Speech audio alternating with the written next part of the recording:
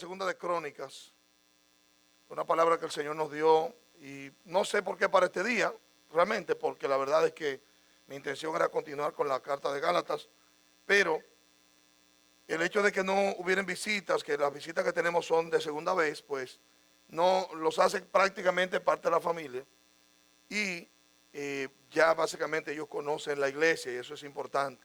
Segunda de Crónicas 7, 11 al 14, hay algo hay que compartir, son las 9, las 8:58 exactamente, casi 59, pues yo procuraré en los próximos 30 minutos, pues, no, sin un chin más, exactamente 30 minutos. No voy a hacer como el grupo de adoración que se pasaron de contento, no, realmente no. Lo que vamos a hacer el próximo miércoles, si se pasa, le bajamos la música, bajamos los micrófonos. Ay, santo. Usted se imagina ya haciendo mímica. Y que no se oye nada, nada más se oyen ellos. Gloria al Señor. Lo tiene, segunda Crónicas 7, 11 al 14. Muy bien, dice de esta manera: así Salomón terminó la casa de Yahvé y la casa real. Y todo lo que vino al corazón de Salomón a hacer en la casa de Yahvé y en su propia casa fue prosperado. Y por la noche Yahvé se apareció a Salomón, Jehová se apareció a Salomón y le dijo: he escuchado tu oración y he escogido para mí este lugar como casa de sacrificio. Si yo cierro los cielos para que no haya lluvia, o si mando la langosta para devorar la tierra, o si envío pestilencia entre mi pueblo, y se humilla mi pueblo sobre el cual es invocado mi nombre, y oran y buscan mi rostro, y se convierten de sus malos caminos, entonces yo oiré desde los cielos, y perdonaré sus pecados, y sanaré su tierra. Crisis, humillación y restauración. Vamos a orar, por favor. Puede ponerse sobre sus pies, si fuera tan amable. Amante Dios y Padre celestial, Dios, que habitas en los cielos y que de manera impresionante habitas en nuestras vidas, te bendecimos, te ensalzamos y te glorificamos. Venimos a ti, Dios mío, agradecidos por tu presencia manifestada en medio de la alabanza. Gracias. Gracias, Señor, por impartir tu palabra, tu presencia, tu gracia, tu favor en medio nuestro. Ahora, Señor, prepara nuestro corazón con sed, Dios mío. Padre, que aquellos para los cuales esta palabra ha sido concebida de parte tuya, Señor, les bendiga y les traiga a luz en esta noche. Padre, que como congregación tú nos bendigas, Señor, porque necesitamos, sin duda alguna, vivir estos principios. Gracias te damos, Dios, en el nombre de Jesús. Amén y amén. Crisis, humillación y restauración. Esta palabra es conocida por muchos de nosotros y en lo personal, pues, decenas de años, hermanos. Decenas de años. Habiendo leído esto y conociendo el contexto y todo esto. Y de verdad que en un momento determinado de esta semana, el Señor trajo a mí algunos elementos de esto y pensé, es necesario que la iglesia conozca esto y usted va a ver el porqué. El texto ubicado en segunda de Crónicas 7, 11 al 14 narra básicamente parte del momento en el cual el Señor Salomón, el rey, está dedicando la casa de Dios y momentos durante los cuales acontecen cosas, y una de las más importantes es que Dios se aproxima a Salomón, Dios se manifiesta a su vida.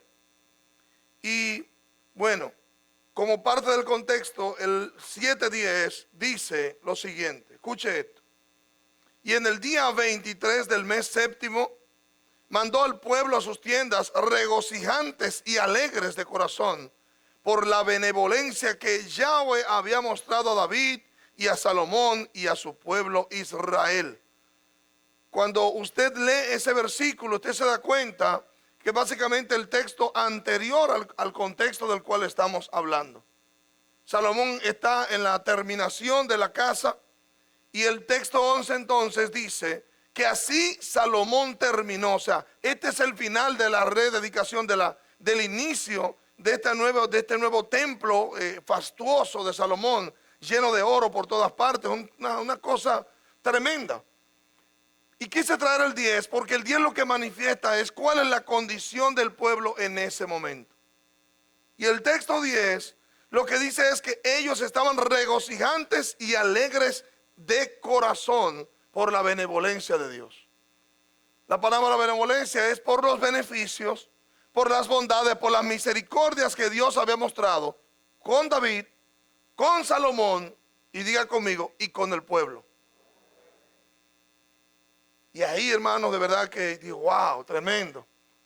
¿Cuántos de nosotros, luego que estamos en el Señor, hemos visto la misericordia de Dios en nuestras vidas? ¿Cuántos de nosotros nos ha pasado eso? Hermano, no podemos negar que luego de acercarnos al Señor, incluso el camino cristiano está lleno de obstáculos, hermanos. Es impresionante, tú ves una persona caminar muy bien, tú lo ves caminar muy recto en su vida cristiana, pero llega un momento que él le visita, se le mete una emisora de afuera. ¿Saben lo que es cuando se mete una emisora de afuera? Eso ahora no pasa ya, pero antes, yo creo que no pasa ya, pero antes pasaba. Y se da cuando usted anda en la carretera, usted va con una emisora, pero resulta que en la carretera, la emisora que usted tiene, pierde señal y se mete una emisora local. ¿A cuánto le ha pasado eso? Pues así le pasa a los evangélicos, que llega un momento que vamos muy bien y la señal que tenemos con Dios, la antena nuestra, pierde un poco de señal y se le mete otra señal. Pues eso pasa. Pero no hay duda de que hemos visto la misericordia de Dios. Pero como decía, el camino del creyente está lleno de espinos, de dificultades. Y cuando a una gente se le mete una emisora de fuera, esa persona da una mala nota. Incluso las personas que han venido entre nosotros, que antes eran cristianos, yo creo que algunos podrían testificar y asegurar que luego de estar en medio nuestro, Dios les ha visitado. Y no sé, me atrevería a invitar a algunos a hacer testimonio público, pero para no agotar el tiempo no lo voy a hacer. Pero estoy seguro, porque recuerdo en una ocasión que una jovencita estaba decidiendo cambiarse de iglesia y yo la escuché decir muy expectante, ahora sí mi vida va a cambiar. O sea, ella tenía la expectativa de que por el hecho de que ella iba a cambiar de iglesia, su vida iba a cambiar. Pero ella lo decía, como yo la conozco, lo decía porque el pastor de la iglesia donde ella iba, una persona hasta cierto punto conocida, y ella entendía que por esa razón ella iba a llegar al Nueva York del Evangelio. Se iba a llegar a la prosperidad. Pero no es exactamente así. Lo que sí es cierto es que cuando tú estás en un lugar, si el lugar tiene una dificultad o un tope, tú tienes también ese tope, ¿sí o no? Ahora, si el lugar tiene avance y el techo no ha movido y tiene amplitud, pues tú vas a crecer con el lugar. Esa es la realidad. Entonces, fíjese, aquí lo que está mostrando el versículo 10 es que el pueblo, con Salomón vino una nueva era al pueblo y Dios había visitado al pueblo y dice que el pueblo estaba alegre y regocijante por los beneficios, por las bondades que Dios había tenido para con ellos en la administración nueva. Óigame, no significa eso que con David le fue mal, no, hermanos. Porque David fue el gran cantor de Israel, el rey, el primer rey de Israel, digamos, elegido por Dios, como ciertamente fue. ¿A dónde nos lleva esto? Dice el texto entonces que así mismo Salomón terminó la casa de Dios y la casa real, su propia casa. Y me impactó sobremanera que dice que todo lo que vino al corazón, todo, diga conmigo todo lo que vino al corazón de Salomón a hacer en la casa de Dios y en su propia casa fue prosperado. Se fija, tiene un helicóptero personal adentro. Dame el otro micrófono, que no quiero que me dañe los 23 minutos. No quiero que me dañe los 23 minutos que me quedan. Fíjese, no sabemos por qué produce eso, honestamente no lo sabemos. Fíjese, amado, que Salomón estaba tan frío, que a mí me impacta que dice que todo lo que él pensó hacer en su casa y en el templo fue, y hay momentos de nuestras vidas donde nosotros, me garantiza que no va a sonar o me lo quito. No se sabe, ¿verdad? Si es que no tenemos idea de qué es lo que produce ese sonido. Vamos a intentarlo. Hay momentos de nuestras vidas, si vuelve a sonar al acercarme, implica una interferencia. Entonces ahí lo quitamos. Hay momentos de nuestras vidas, hermanos, donde prácticamente todo lo que hacemos nos sale bien. ¿Sí o no, hermanos? ¿Sí o no? ¿Estamos de acuerdo? ¿Sí o no? Hermano, y ese es el momento de Salomón. ¿Y usted sabe qué? Yo creo que nosotros como iglesia, y quiero que lo tome bien en serio, creo que nosotros como iglesia hemos pasado por ese tipo de experiencia. ¿Usted sabe qué es el problema de eso? Que no nos podemos confiar excesivamente. ¿Sabe por qué? Porque, como le digo ahorita, la vida del creyente da una serie de túmulos. A veces nosotros, cuando nos está saliendo todo bien, al tipo de Salomón, y que todo lo que hacemos prospera, entonces tenemos problemas con nuestra relación con Dios. Y eso es peligroso. ¿Sabe por qué? Mano, todos los seres humanos, desde que las cosas se ponen buenas, se nos mete una emisora de afuera. Son pocos los seres humanos que yo conozco, pocos los evangélicos que yo conozco, pocos que luego de ser prosperados no se le meta una emisora de fuera y empiecen a dar traspiés y empiece su relación con Dios a fallar luego que ha sido prosperado. ¿Sabe por qué? Porque la prosperidad exige tiempo. La prosperidad exige tiempo. El Dios dinero es exigente. ¿Aló?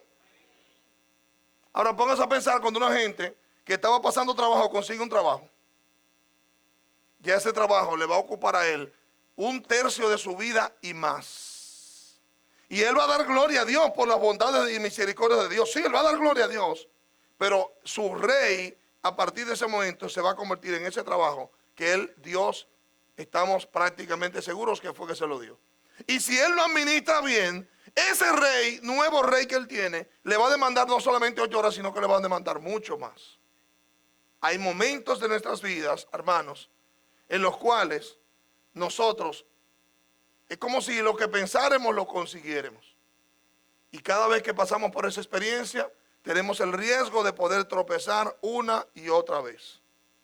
Y hay que tener mucho cuidado. Creo que como iglesia, hermanos, hemos pasado por esta experiencia. Y creo que de manera individual hay personas que están pasando por esta experiencia. Porque hay que tener cuidado con eso. Porque es que la prosperidad, si uno no la sabe manejar, termina afectando el alma del ser humano. Pues bien, ¿qué es lo bueno de esto? Saber que Salomón está en este buen momento como muchos de nosotros, como que todo lo que él pensó para hacer para su palacio, para el palacio de Dios y para el palacio real, todo fue prosperado. ¿Qué pasa? Que en esos momentos también está el riesgo de que nosotros pensemos que todo va a ser así siempre. Y eso es sumamente riesgoso. ¿Por qué? Porque la vida no es una línea recta. La vida es una especie de sinusoide que sube y baja. Y tenemos que estar expectantes de que en cualquier momento donde nosotros entendemos que estamos bien, podemos bajar porque el sinusoide empezó a bajar. Y luego entonces volveremos a subir. Entonces miren lo siguiente.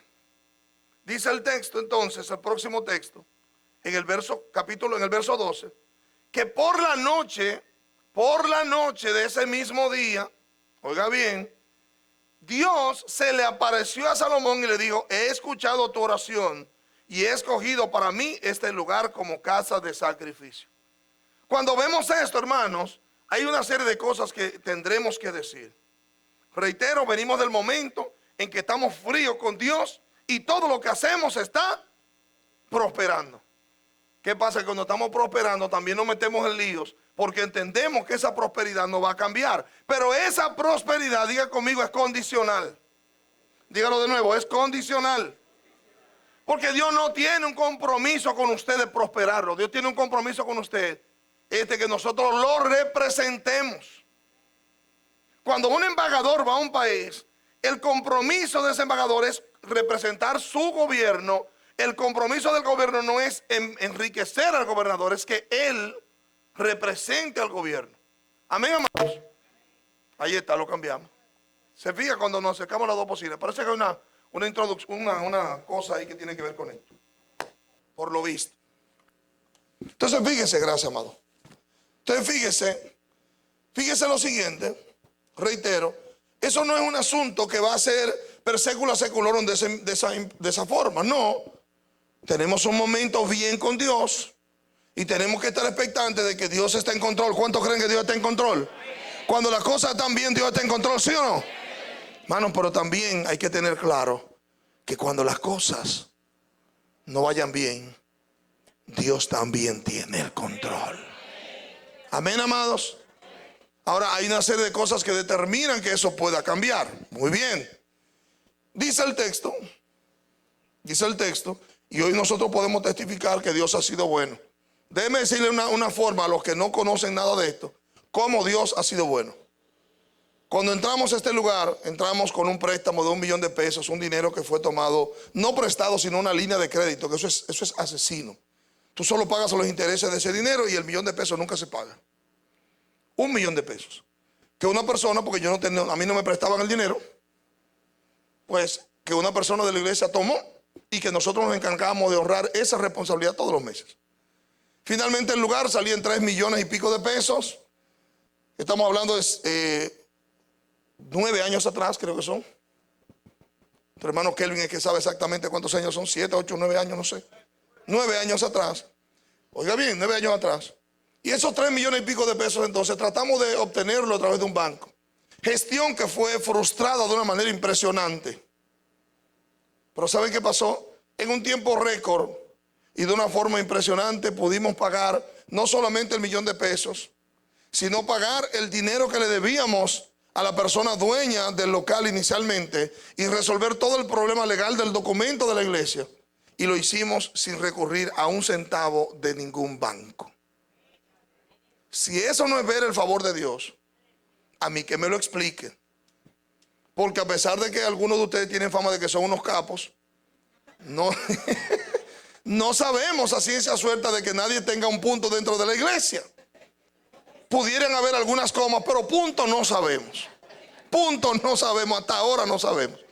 O sea, que hemos visto las bondades y bendiciones del Señor. Cuando entramos en el proceso, hermanos, de hacer todo el proceso, Dios también se mete, bendice muchísima gente y muchísima gente agradecida participa de la construcción del lugar y de lo que conocíamos hasta hace un año atrás, lo que era el templo de la iglesia de Jaina en la etapa anterior.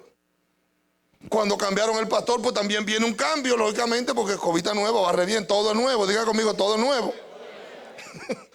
Cuando cambiaron el pastor, bueno, pues la cosa mejoró también. Y otras cosas fueron cambiadas. O sea que hemos visto las bondades del Señor, sin duda alguna. ¿Cómo nos hemos dado cuenta? Porque hemos visto muchos hermanos entrar en una condición al lugar y en cosa de un tiempo récord, los hemos visto ser prosperados. Hemos visto gente ser bendecida de formas tremendas. Hemos visto las bondades de Dios, ¿sí o no, hermanos? Esa es la realidad. También hemos visto la deslealtad de mucha gente, lamentablemente. También hemos visto la forma mezquina de algunos que no agradecen, pero eso no importa porque finalmente Dios sigue siendo Dios. Amén, amados. Y Dios no necesita nada de nosotros cuando somos mezquinos. No, hermanos, Dios ama es al dador alegre. Pues fíjese, en la noche Dios se le aparece a Salomón y le dice: he escuchado tu oración y he escogido para mí este lugar como casa de sacrificio. Y yo me hice la pregunta: ¿y cómo fue que se le apareció a Salomón? Pues la palabra aparecer es la palabra, significa ver u observar o percibir. O sea, que en los sinónimos de la palabra tenemos un detalle. Y es que o Salomón vio algo que se le representó como Dios, o él percibió que Dios se había manifestado en el ambiente y él escuchó esa voz solo percibiendo esa voz porque estaba oscuro. Dice aquí, diga conmigo, por la noche. Y entonces me di cuenta que cuando nuestras posibilidades se limitan para ver, Dios tiene toda la capacidad de hacerse evidente y nosotros poderlo ver, percibir o observar. Cuando tú y yo no tenemos capacidad de ver, en ese momento Dios se puede manifestar. Sin duda alguna, hermanos.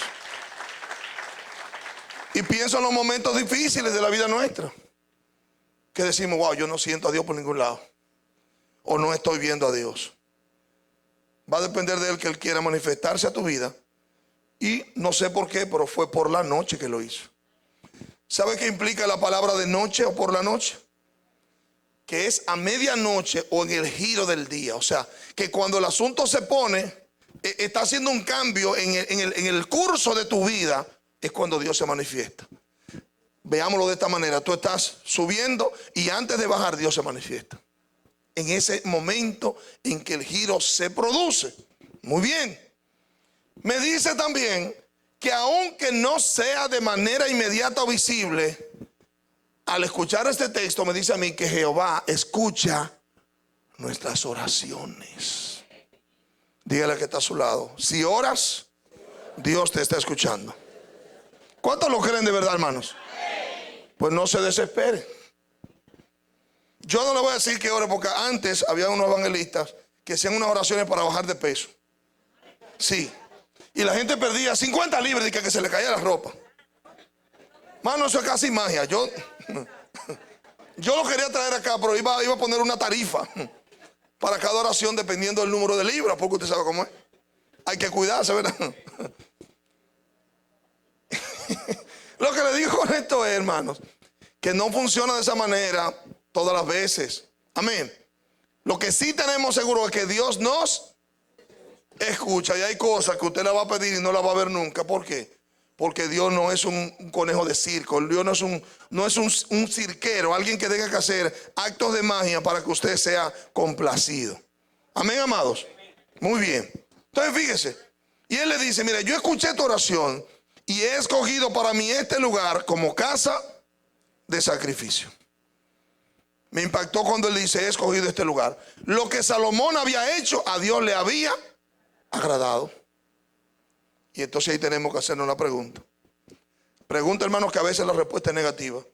¿Y lo que yo estoy haciendo le está agradando a Dios? Es una pregunta que tendríamos que hacernos. Amén. Ahora mire cuál es el punto de mayor inflexión en esto. Cuando Él dice: he escogido este lugar, diga conmigo: este lugar. El templo se convirtió en el centro, y todavía lo es, en un centro de conflicto para los israelitas. Todavía. Óigame. Pero que resulta que Dios decidió que en el último tiempo Él no iba a elegir lugares, Él iba a elegir personas. Aló. Cuando usted pueda decir, hermano, no, Dios, ¿cuántos creen que Dios se manifiesta realmente en este lugar? Yo lo creo, hermano, lo he visto. Pero una y otra vez. Pero usted sabe qué, el día que nosotros construyamos el nuevo templo, Él se irá con nosotros para el nuevo templo.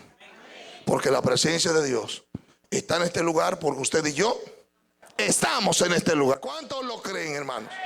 Es porque estamos en este lugar. Recuérdese que aquí lo que se hacía era bailar la jamaquita. Béseme, Juanita, era la jamaquita que se bailaba aquí.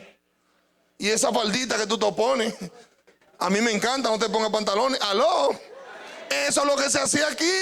¿Cuántos bailaron aquí? Levanten la mano los que... el Señor le tenga misericordia.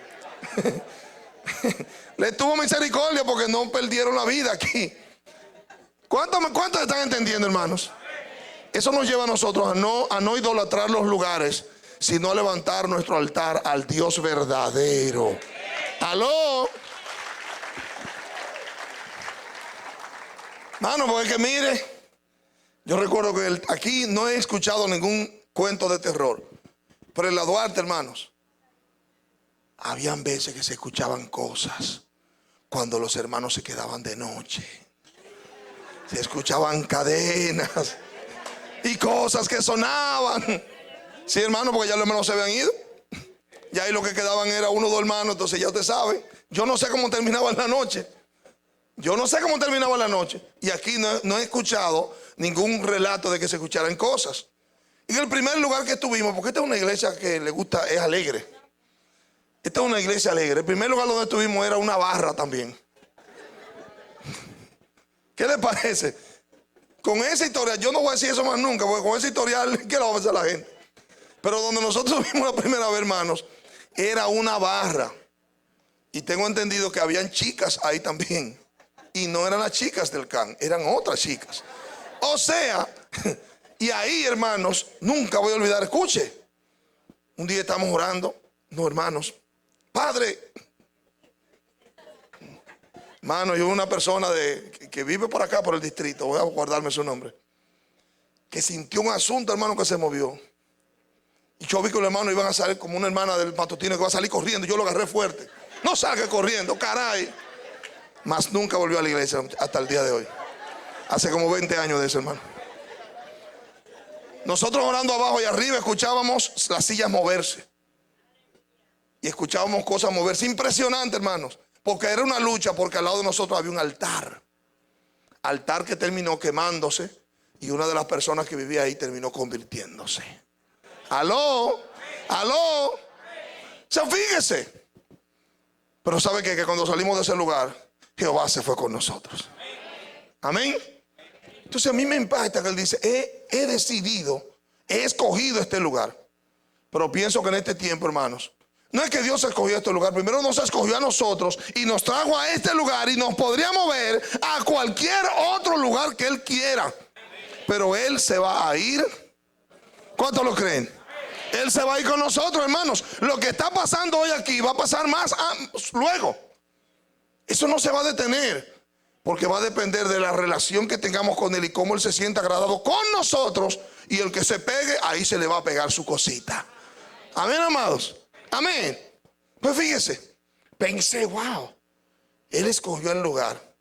Pero pienso que la Escritura dice que nosotros hemos sido escogidos desde antes de la fundación del mundo. La palabra escoger es que Dios seleccionó el lugar. Pero cuando nosotros somos escogidos en este tiempo, o previamente elegidos, nos dice lo mismo. Fuimos elegidos, fuimos preferidos por Dios, porque nosotros no preferíamos a Dios. Él nos prefirió a nosotros. Amén, amados. Y qué interesante, que ese lugar que Salomón construyó se convirtió en casa de sacrificio. Y yo pregunto, ¿y ahora quiénes somos el templo de Dios? ¿Quiénes somos el templo de Dios ahora? Nosotros. O sea que mi cuerpo, diga conmigo, mi cuerpo es el instrumento para hacer sacrificios al Dios verdadero.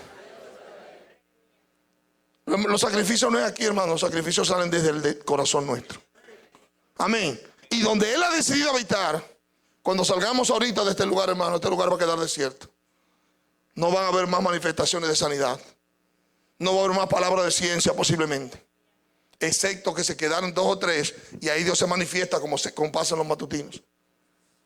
Hermano, cuando nos vayamos, la gracia de Dios se va con nosotros. Yo creo que Dios guarda este lugar. ¿Cuánto lo creen? Hermano, Dios guarda este lugar, déjeme decirle. Lo hace. Lo hace porque este lugar lo representa a Él, ¿sí o no? Antes representaba una entidad diabólica, ahora representa al Dios eterno, al Dios del cielo, amén. Y es como, ¿qué le digo? Como el vehículo suyo, su vehículo tiene un seguro. Tendríamos que entender entonces que Dios guarda el lugar donde Él se manifiesta. ¿Sí o no, hermanos? ¿Me hace sentido? Muy bien. Entonces fíjese que nosotros entonces, siendo el templo de Dios, ya Él no elige lugares.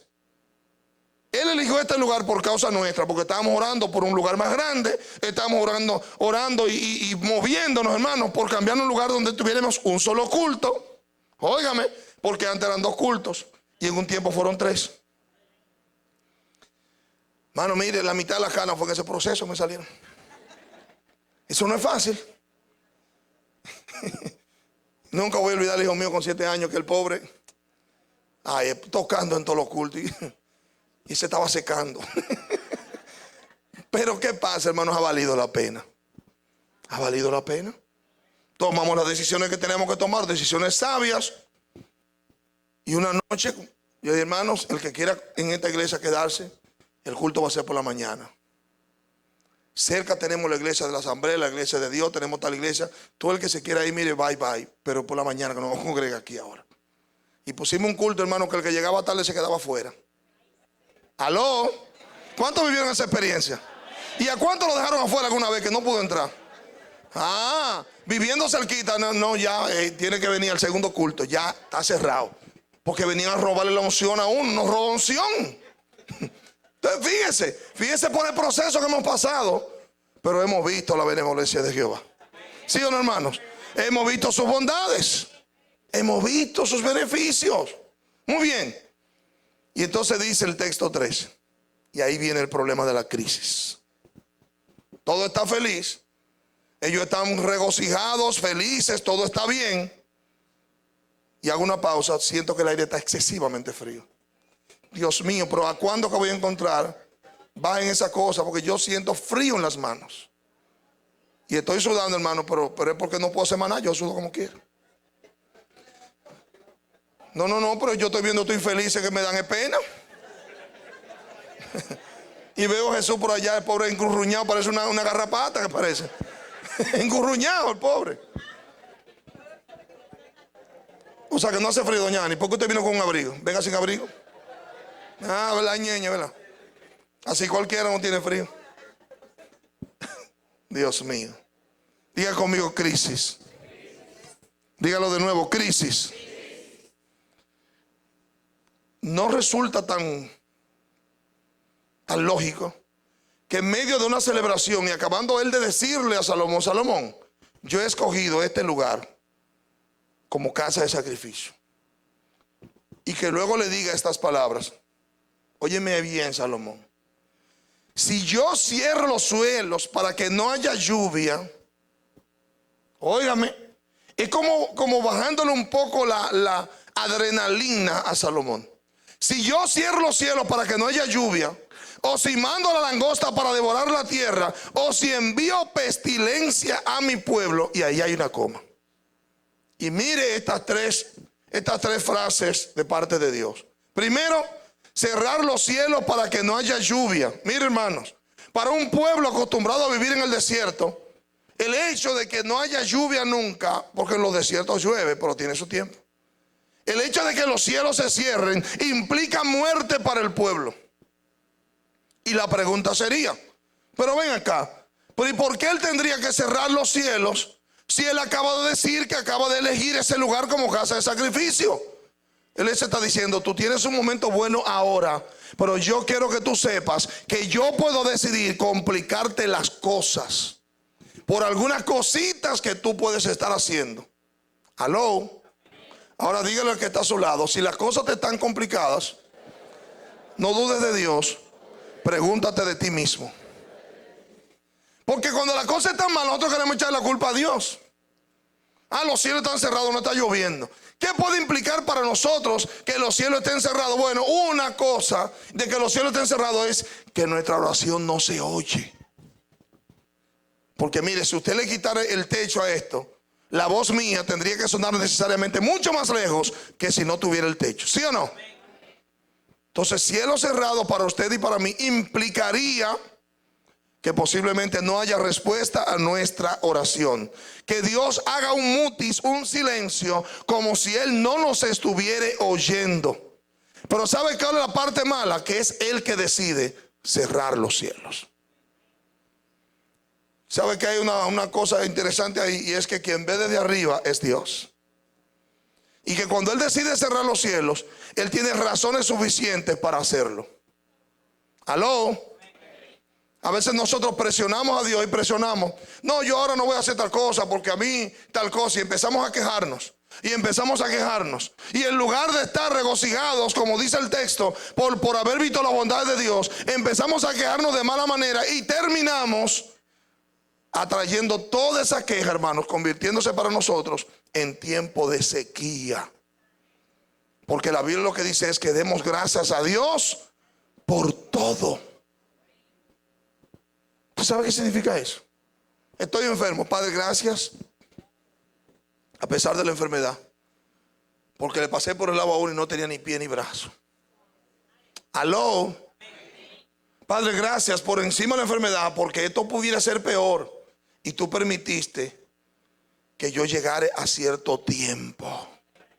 Pero hay gente que lo que sabe es quejarse, porque ellos entienden que Dios es un sirviente de ellos y que ellos tienen que irle bien obligados, como que ellos son santos, santos, santos. Y no es así. No es así. La forma de Dios llamarnos la atención, hermanos, es cuando en uno de los momentos Él cierra los cielos para nosotros. ¿Por qué? Porque cuando vemos, hermano, que no vemos respuesta por ningún lado, empezamos a preocuparnos. Y hay gente que con los cielos cerrados no buscan a Dios. Imagínense cuando los cielos están abiertos. ¿Aló? Pero nada. La segunda cosa que él dice, si yo mando la langosta para devorar la tierra. La langosta es un insecto que se encarga de comerse las hojas de los frutos. Y los frutos, las matas sin hojas, no prosperan. Amén. Cuando dice el texto, wow, si yo mando la langosta para devorar la tierra, solo pensé en el devorador de las finanzas.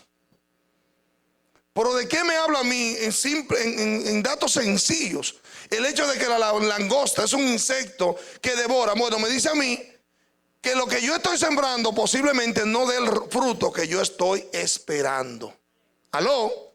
¿Por qué? Porque hay una langosta que Dios mandó para devorar y para hacer que lo que yo estoy sembrando, que posiblemente es malo, no me dé el fruto que yo espero. Me explico. Resulta que yo decido sembrar varias semillas de cactus y yo estoy esperando que me dé piñas.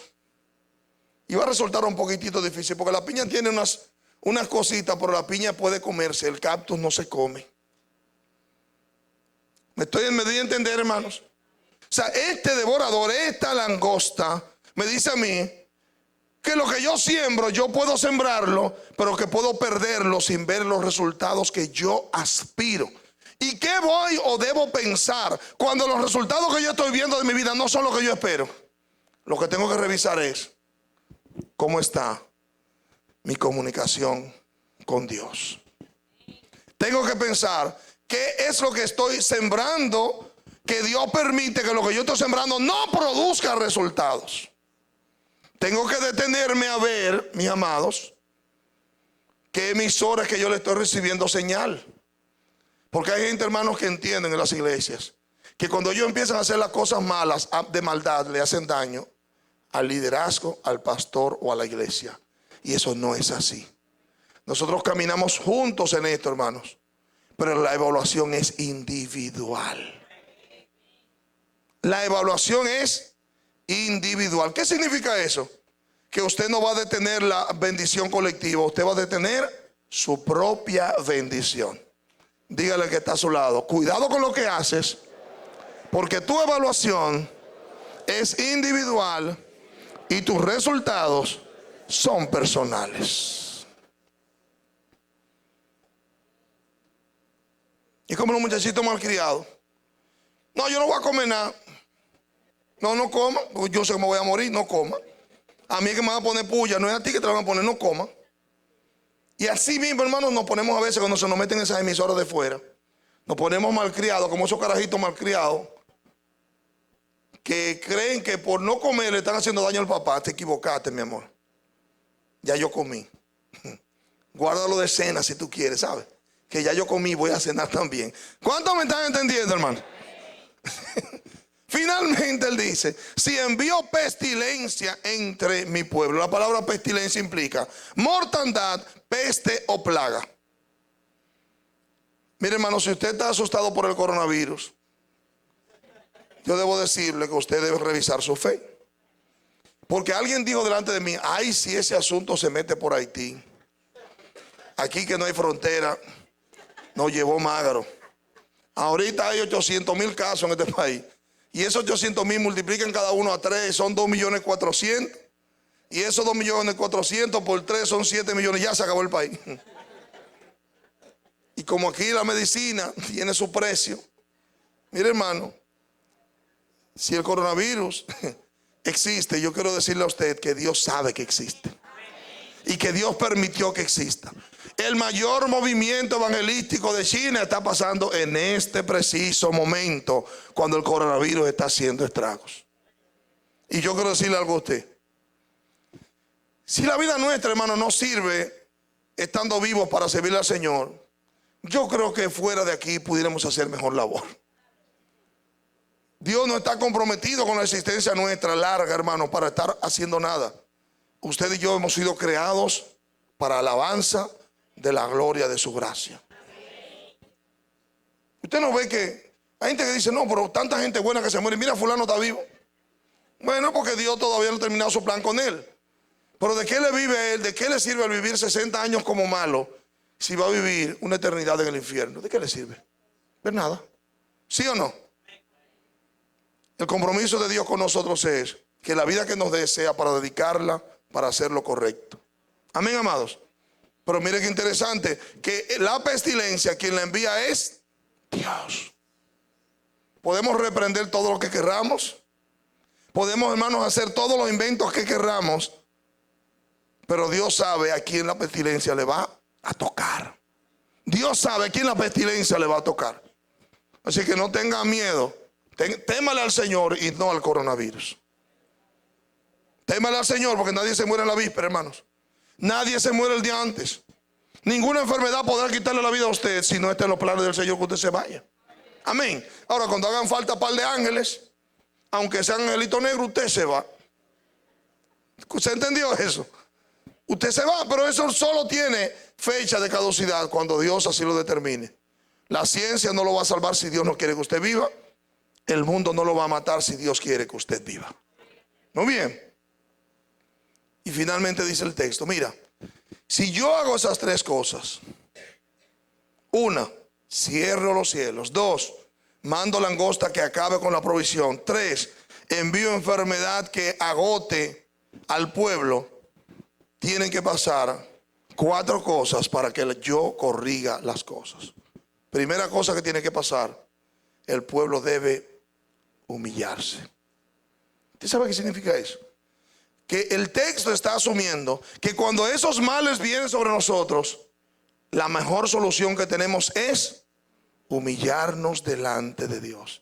Es ir delante del Señor y decirle, Señor, mira, el negocio no está funcionando, no sirve. Tal área tampoco está funcionando. Tengo tal y tal conflicto. Siento que tú o cerraste los cielos o hay una langosta devorándome los frutos. Y pienso incluso que cuando viene a ver pierdo hasta mi salud. El momento de humillarse, y la palabra humillación es interesante porque implica estar de rodillas. Aló. Pero no solamente implica estar de rodillas, implica quebrantarse. Implica quebrantarse, someterse, subyugarse a Dios. O sea, que yo voy a tener la postura, hermanos, que es una postura buena para orar, que uno trate de no dormirse. Pero lo que Dios está esperando es que haya un quebrantamiento interno del mal que yo sé que estoy cometiendo. ¿Y qué es lo que hace? Que permite que Él envíe sobre mí y sobre mi casa situaciones que van a remover el hogar, que van a remover la finanza. ¿Por qué? Porque Él quiere que yo me quebrante delante de Él, que yo me subyugue y que yo aprenda a obedecer, que yo cambie. Lo primero, la situación está mala, revisa tu condición de oración. Uno. Dos, la situación no avanza, revisa la condición de tu corazón. Revisa qué tanto tú estás involucrado en situaciones de pecado. Hermano, y digo esto porque hay pecados que a uno como que le gustan, ¿sí o no, hermano? Hay pecados que tienen como al diablo adentro. Y déjeme decirles, sí tienen al diablo adentro. Aló. Pero la solución está. Primer paso es, si se humillare mi pueblo. Pero ¿sabe quién es que le están pasando las cosas? Al mismo pueblo de Dios. Aló. ¿Y qué pasa con el que no es pueblo de Dios? ¿A dónde él va a ir a humillarse? ¿A dónde él va a pedir perdón? Si él no, todavía Dios no es su Dios. ¿Dónde va a él ir a buscar misericordia si todavía él no es hijo? No tiene dónde ir. Los que tenemos esa oportunidad somos los hijos de Dios. Segundo paso. Y oraren. Fíjese que el texto es claro. Si se humillare mi pueblo sobre el cual mi nombre es invocado. Somos los que invocamos a Dios. Ese es su pueblo. Y oraren, y suplicaren, y rogaren, intercedieren. Hay tres sinónimos, entre muchos más, que me encantaron. El primero es interceder, que es tú ponerte delante de Dios a favor de alguien que ni conoce a Dios. Sí, oraren, que tiene que ver con una relación personal donde tú puedes orar de varias maneras. Y finalmente, si tú suplicares, que tiene que ver cuando tú ves que la destrucción de Dios está sobre algo y tú vas a ir a rogarle a Dios, por favor, tú que enviaste plaga, pestilencia, enfermedad, por favor, ten misericordia. Primer paso y segundo paso están muy cerca, hermanos, porque está hablando de humillarse para entonces orar. Cuando nosotros las cosas no nos están saliendo bien, ¿sabe qué es lo que hacemos normalmente? Nos desesperamos. Y mucha gente se quita la vida por eso. Y otros cometen errores terribles. Hermanos, pero uno de los mejores refrigerios, una de las mejores formas de quitarle presión al alma es a través de la oración. ¿Cuántos sabían eso? Hermano, mire, la depresión se va con la oración y la acción de gracias. ¿Sabían eso? El pensar en problemas que no puedes resolver solo se quita cuando tú te pones delante de Dios y empiezas a suplicar: Señor, ten misericordia de mí, porque lo que me está viniendo, imagínense, los cielos cerrados, langosta y pestilencia, nada de eso lo podemos detener. No lo podemos detener. Tercero, buscar su rostro. Nosotros tenemos formas y tenemos moldes de cómo buscar el rostro de Dios. Pero a mí me impactó que cuando hablo de buscar su rostro, que es buscarlo a Él, hay tres sinónimos en lo que tiene que ver con formas lingüísticas, que es buscar su honor, su autoridad y su carácter. O sea que cuando yo voy a buscar el rostro de Dios, no es: Señor, dibújame en la pared como que tú eres. No, no. Estamos hablando de yo tratar de honrarlo, de yo someterme a su autoridad y de que en mí se vea su carácter. ¿Cuántos me están entendiendo, hermanos? Porque de eso se trata. No se trata de tú ponerte un uniforme evangélico, que es lo que va a decir que tú eres hijo de Dios. No, hermanos. No. Recuérdense que el anterior asunto hablamos del quebrantamiento. Hablábamos de la subyugación, de someternos. O sea, que cuando yo me someto a la autoridad de Dios, yo estoy humillándome, y eso es parte de buscar el rostro de Dios. ¿Aló? ¿Cómo? A través de la humillación, a través de la petición de perdón. Estoy buscando que su carácter se forme en mí, que Él me quite la desesperación, que me quite la prisa, que me quite tantas cosas que hacen que yo no me parezca a Él.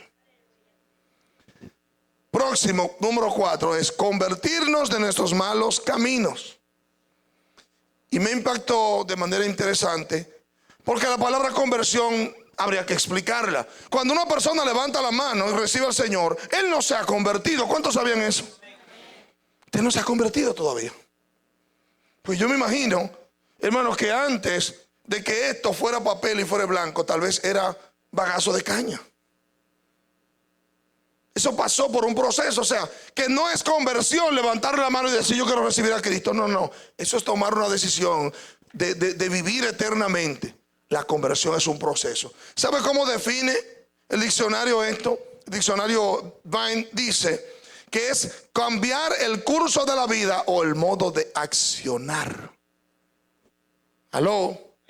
Cambiar el curso que lleva mi vida y la forma como yo estoy accionando. ¿Cuál es el premio de eso, hermanos? Fíjese que termina en conversión, O sea, tú no puedes hacer el allante de la oración. No lo debes hacer. O lo puedes hacer, haz el allante de la oración, pero si no termina en conversión, en cambio, Dios no te va a escuchar. Porque es luego de esto que dice: entonces yo oiré desde los cielos. Entienda qué bello esto. Atención, atención. Si Él va a escuchar desde los cielos, está pasando algo. O yo subo al cielo para que Él me escuche, o Él baja donde yo estoy para escucharme.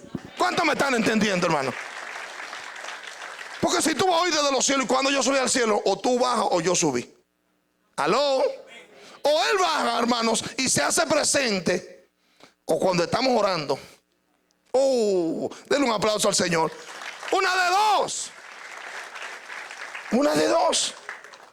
Yo voy a oír. Lo próximo que voy a hacer es que yo los voy a perdonar. Me acordé mucho de la palabra del domingo y digo: wow, es verdad que Dios no tiene coincidencia.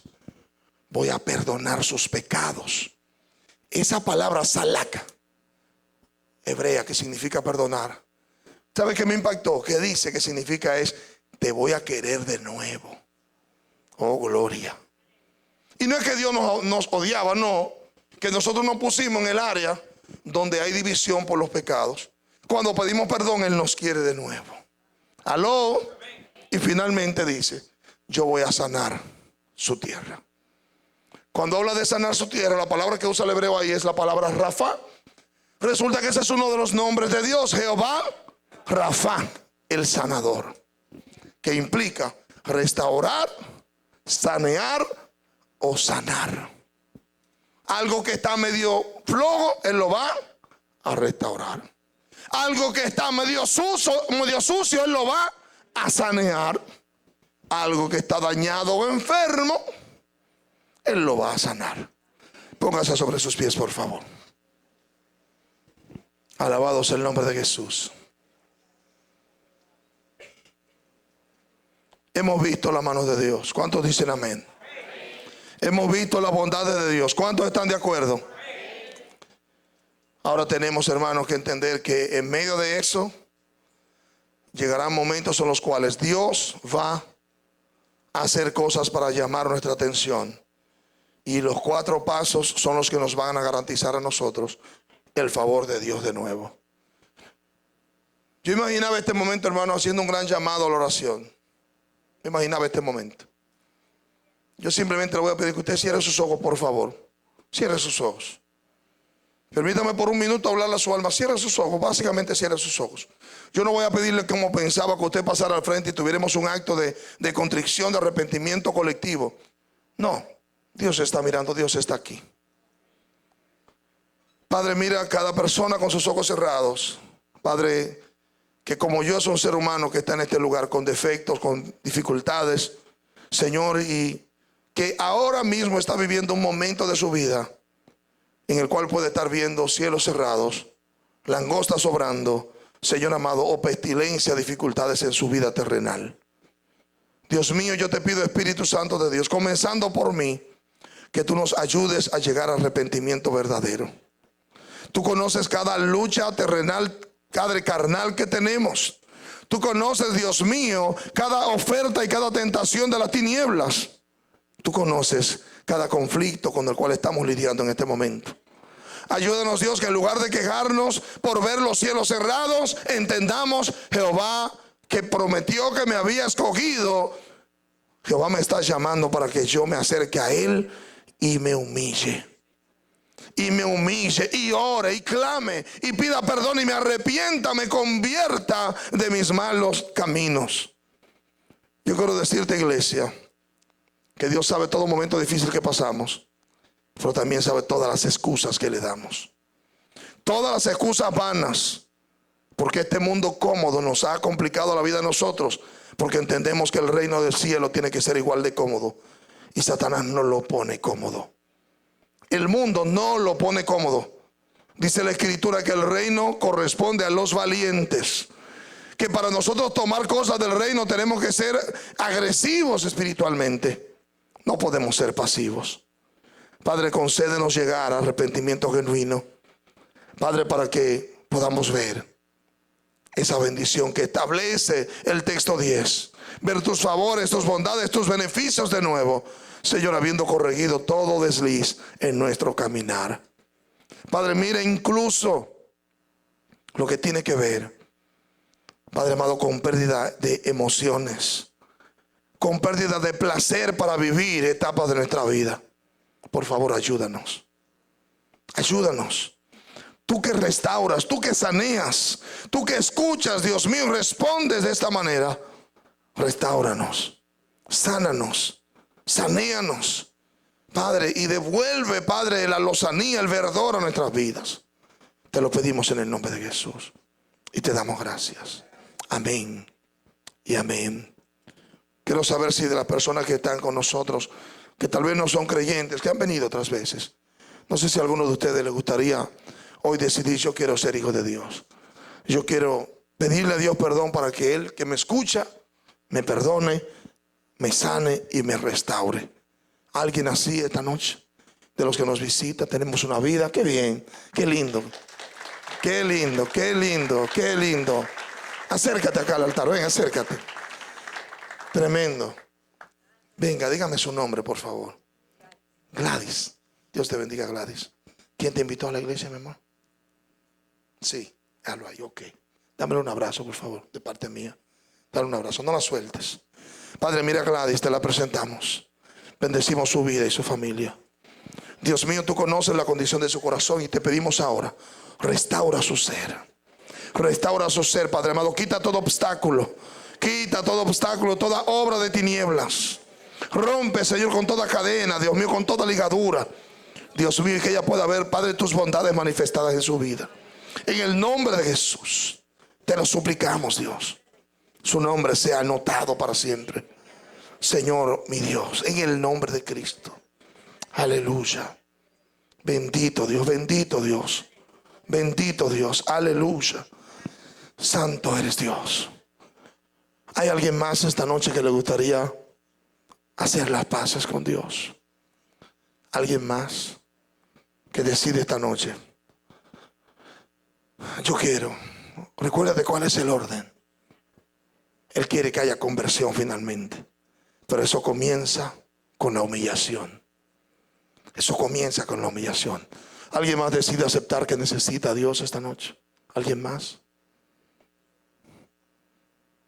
Muy bien. Yo no le voy a insistir mucho. No. Sí le pido que gentilmente, si le permite el Señor, usted esté con nosotros este domingo. Dios le ama y le va a seguir amando hasta el domingo. Y le pido a Dios que les guarde y les proteja hasta ese día, hasta el día en que usted decida finalmente entregar su vida al Señor. Dios me los bendiga. Dios le guarde rica y abundantemente. No se vaya sin bendecir a alguien, por favor.